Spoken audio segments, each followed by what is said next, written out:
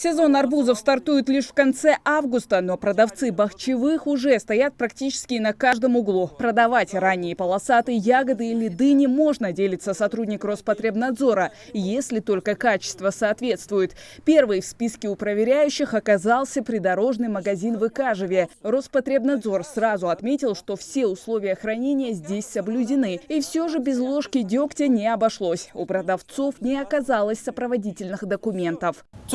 شو حي حاجة продукции просто خربز ميز опасный ولك خوي عن сезон يواتر خوي تخربز ده или شيء حي حاجة محتاج الإسكاخ حيز что безопасное употребление пищи, что не трата хамажатина. Привозят арбузы и дыни чаще всего из Дагестана или Чеченской Республики. Продавец этой придорожной лавки говорит, что бахчевые реализуют из Астрахани. Верить приходится на слово. Документов-то нет. К слову, нет и медкнижки, и санитарного паспорта на транспорт, и сертификата на продукцию.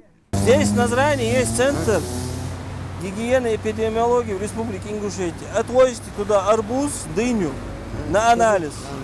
Они вам делают анализ. Если они говорят, что нормально, анализ хороший, вы продаете. Если они вам говорят, анализ плохой, вы их утилизируете, выкидываете.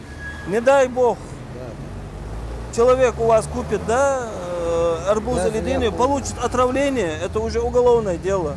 Арбуз и дыни должны радовать не только глаз, но и желудок. Особо беспокоит Роспотребнадзор реализация сладкой ягоды вблизи дорог.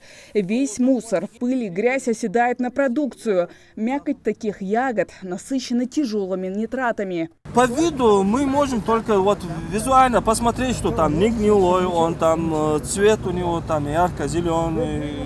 Так по виду мы даже не определим. Даже это нитратомером мы не можем сказать, что эта продукция безопасна или нет.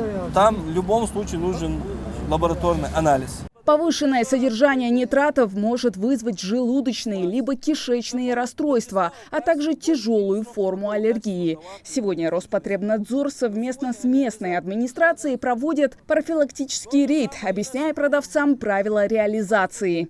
Все эти реализаторы предупреждены о том, что необходимо иметь товарно-сопроводительный документацию, необходимо стать на отведенное место, чтобы они не стояли, где им вздумается, не санкционируют торговлю, чтобы они не создавали.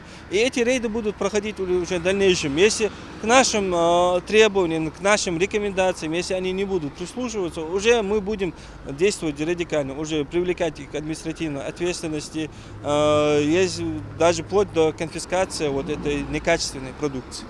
Как вы, администрация, контролируете торговлю возле дороги? Мы обычно делаем рейдовые мероприятия и на соответствии с документами, соответствии, что у них есть, на каком основании они продают, где они стоят, в положенном месте, отведенном месте или не отведенном месте.